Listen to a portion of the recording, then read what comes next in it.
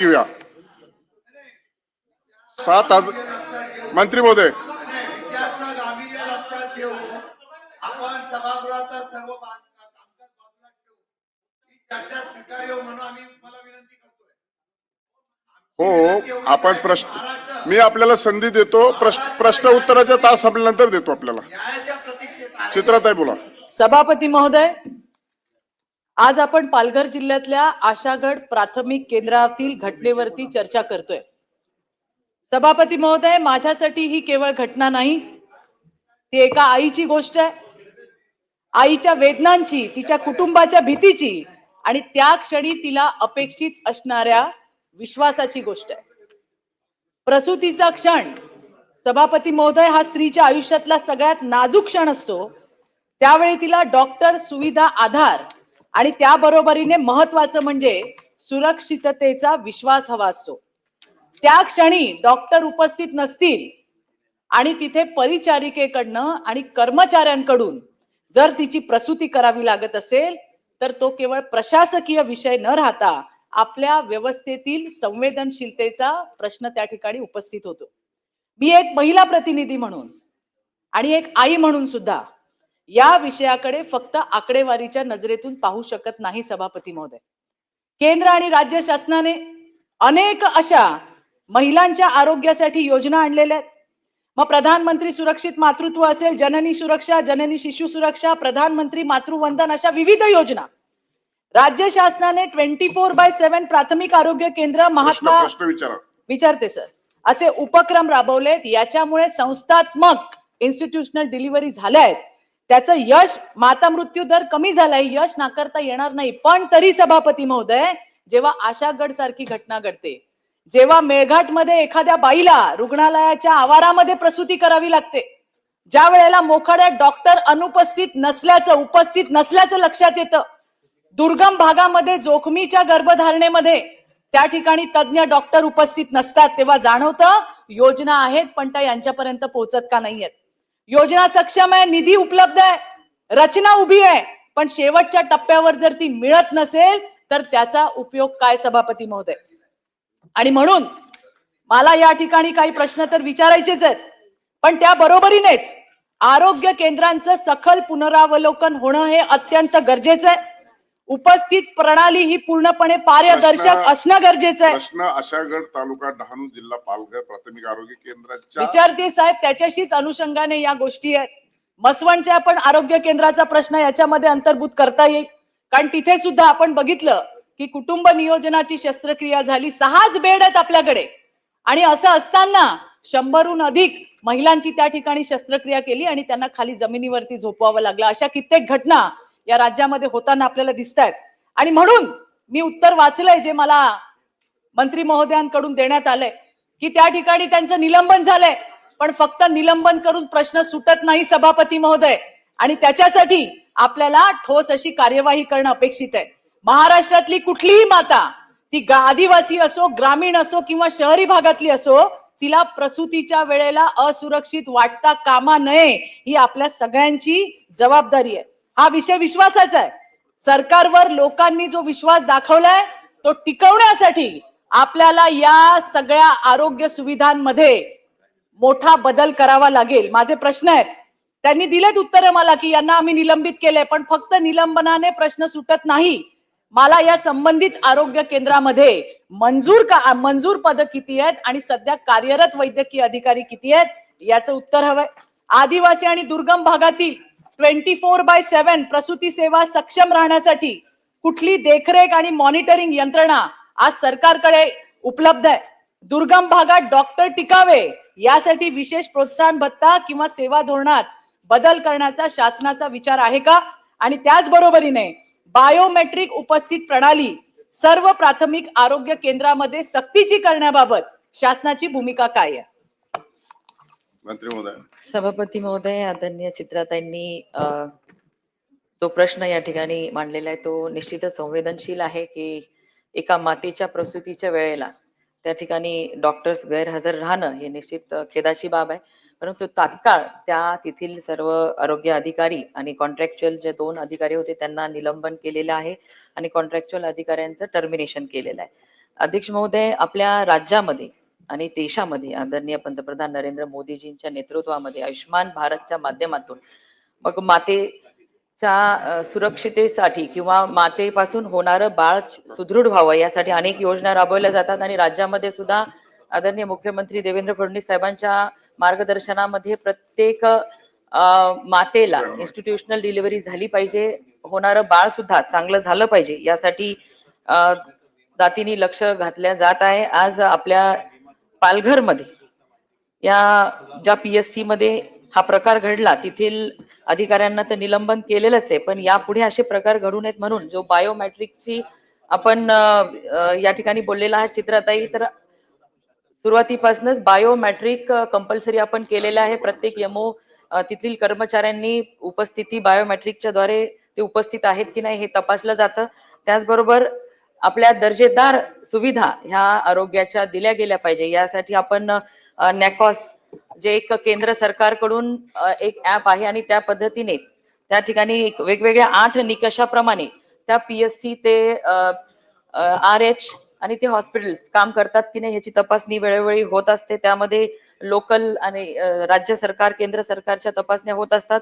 महिलांच्या डिलिव्हरी चांगल्या पद्धतीने व्हाव्यात, कुठलंही इन्फेक्शन वगैरे होऊ नये म्हणून लक्ष म्हणून एक लेबर रूम तपासणीसाठीचा कार्यक्रम आहे, तो सुद्धा सातत्याने राबवला जातो. कायाकल्प ह्या कार्यक्रमाच्या अंतर्गत स्वच्छता आणि सगळं मॉनिटरिंग केलं जातं.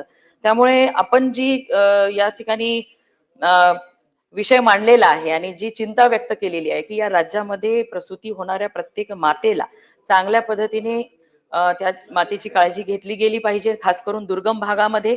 आणि ह्यासाठी आपण सर्व पावलं उचलत आहोत. पालघरमध्ये सुद्धा आता चांगल्या पद्धतीने तिथल्या 46 PSC आहेत, त्यापैकी आज 12 PSC ह्या नॅशनल सर्टिफाईड झालेल्या आहेत आणि टप्प्याटप्प्याने येत्या ह्या वर्षभराच्या आत आपण 50% वरती PSC चांगल्या करण्याचा मानस आहे आणि त्या पद्धतीने कामं चालू आहेत.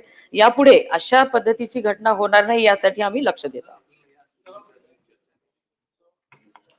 सभापती महोदय, डहाणू तालुक्यातील आशागड प्राथमिक आरोग्य केंद्रात डॉक्टर उपलब्ध नसताना परिचारिकांनी प्रसूती केली होती आणि त्यामुळे रुग्णाच्या जीवाला त्या ठिकाणी धोका निर्माण झालाय. या केंद्रातनं साधारणतः 38,000 आदिवासी लोकसंख्येला आरोग्य सेवा त्या ठिकाणी पुरवली जाते, परंतु अनेकदा म्हणजे बहुतांशी डॉक्टर त्या ठिकाणी गैरहजर असतात आणि त्यामुळे ग्रामस्थ आणि स्थानिक रुग्ण नेहमी त्रस्त असतात. डहाणू तालुक्यातील इतर जे आरोग्य केंद्र आहेत तिथेही गैरसोयी आणि कर्मचाऱ्यांच्या वर्तणुकीबाबत अनेक तक्रारी या ठिकाणी दाखल झालेल्या आहेत.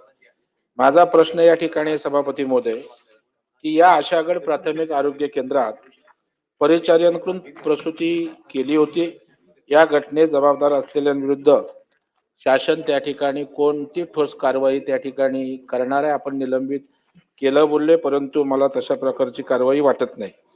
आणि दुसरा जो चित्राताईने प्रश्न विचारला की या आरोग्य केंद्रात मंजूर पदानुसार वैद्यकीय अधिकारी व कर्मचारी कार्यरत आहेत का, आणि अनेक दिवसापासून वर्षापासून ही पदं रिक्त आहेत, ती कधीपासून रिक्त आहेत का, या ठिकाणी ही पदं भरायला त्या ठिकाणी आपण कमी पडलो त्याचं उत्तर पाहिजे.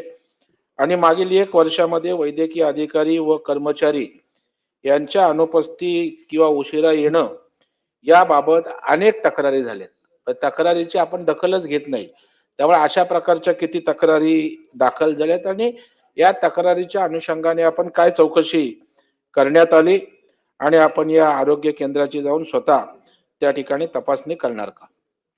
सभापती महोदय, आदरणीय प्रवीण भाऊंनी या ठिकाणी सांगितलं, तर सुदैवाने ती माता आणि ते बालक सुदृढ आहेत, कुठल्याही त्यांना जीविताची हानी झालेली नाही. परंतु पालघर जिल्ह्यामध्ये वैद्यकीय अधिकारी ची 112 पदे मंजूर आहेत आणि 34 रिक्त पदे आहेत आणि वैद्यकीय अधिकारी जिल्हास्तर प्राथमिक आरोग्य केंद्र 87 पदे मंजूर आहेत आणि त्यातली 8 रिक्त आहेत. तर ते आता ह्या 27 फेब्रुवारी पासून नवीन भरती आपण चालू केलेली, त्यामुळे ती रिक्त पदं पण लवकरात लवकर भरण्यात येतील. त्याचबरोबर पालघर येथे आपण सक्षम अशा, कारण मी आतापर्यंत 2दा पालघर येथे प्रवीण भाऊ जाऊन आलेले आणि लवकरच ह्या पण PSC ला जाऊन भेट देईन. परंतु 46 PSC आपल्या पालघरमध्ये आहेत. सब सेंटर आपले 314 आहेत. 30 बेडेड ग्रामीण रुग्णालय 7 आहेत आणि 50 बेडेड उपजिल्हा रुग्णालय 5 आहेत. त्याचबरोबर पालघरमध्ये नवीन 200 बेडेड जिल्हा रुग्णालय तयार होत आहे. 100 बेडेड स्त्री रुग्णालयाला सुद्धा मंजुरी मिळालेली आहे आणि 100 बेडेड क्रिटिकल केअर ब्लॉक साठी सुद्धा मंजुरी मिळालेली, ते सुद्धा लवकरच पूर्ण होतील. आणि या पद्धतीने 46 पैकी 28 PSC ह्या कायाकल्प साठी पात्र झालेले आहेत, म्हणजे त्यांचा दर्जा चांगला आहे, सुविधा चांगल्या देत आहेत. त्यामुळे सगळ्या यंत्रणेच्या माध्यमातून दर्जेदार सुविधा देण्याचा संकल्प आहे आणि त्या पद्धतीने काम होत आहे. तक्रारीवरती कारवाई झालेली आहे, त्यांना टर्मिनेट केलंय. ज्या 2 कॉन्ट्रॅक्च्युअल डॉक्टर्स होत्या आणि ज्या आपल्या MO होत्या त्यांना निलंबित करण्यात आलेलं आहे. चित्राताई.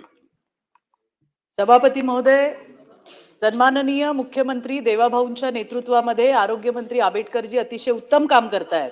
परंतु आता जो गोषवारा मंत्री महोदयांनी मांडला, मी आत्ताच 3 दिवस पालघरमध्ये राहून आली आहे आणि ज्या पद्धतीने आरोग्य व्यवस्था समाधानकारक पाहिजे त्या पद्धतीत ती नाही आहे, हे मात्र आपल्याला मान्य करावं लागेल.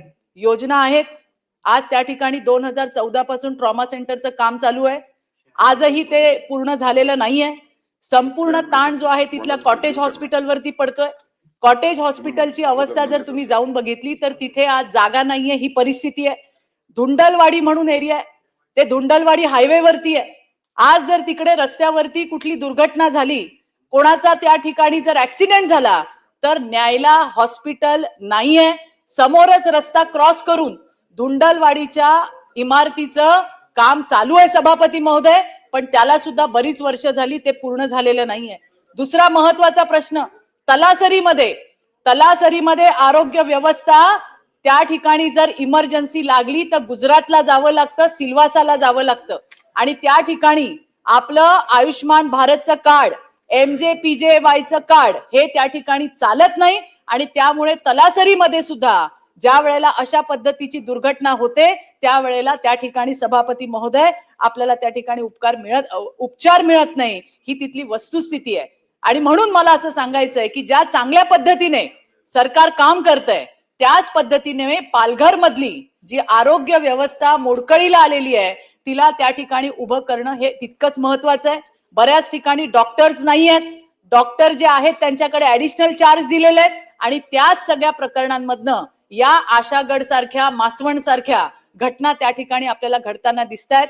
भविष्यामध्ये अशा पद्धतीच्या घटना घडणार नाही, या घटनांची पुनरावृत्ती होणार नाही, याची काळजी सरकारने सुद्धा घेतली पाहिजे. सभापती महोदय, धन्यवाद. सभापती महोदय, चित्राताईंनी जे सांगितलं, प्राथमिक आरोग्य केंद्र 46 इमारती चांगल्या आहेत आणि त्यापैकी 41च्या इमारती नवीनच झालेल्या आहेत. आणि आपण जे तलासरीच्या लोकांना या ठिकाणी जावं लागतं असं म्हणून, तर त्यांना ते फिजिकली जवळ पडतं म्हणून त्यांना नेहमीच पालघरला येण्यापेक्षा तलासरीला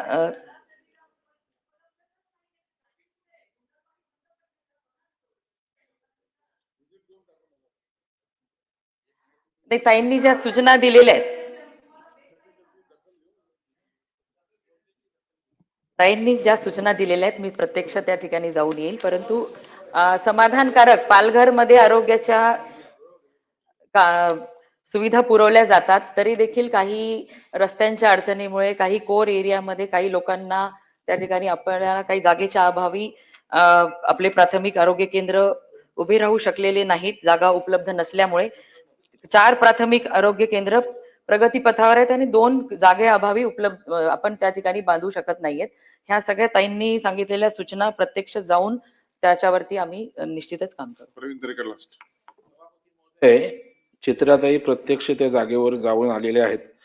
माझी एक विनंती राहील की या अनुषंगाने एक संयुक्त बैठक आपण त्या ठिकाणी लावावी आणि सभापतीमध्ये जरी प्रश्नाची व्यापकता नसली तरी माझी आपल्या माध्यमातून विनंती आहे मला की हा प्राथमिक आरोग्य केंद्रांचा विषय केवळ या डहाणूमध्येच या ठिकाणी नाहीये, तर आज महाराष्ट्रातली प्रत्येक ग्रामीण भागातल्या आरोग्य केंद्रांची हीच अवस्था आहे. इकडे कर्मचारी नाहीत, डॉक्टर नाहीत, यंत्रसामुग्री नाहीत.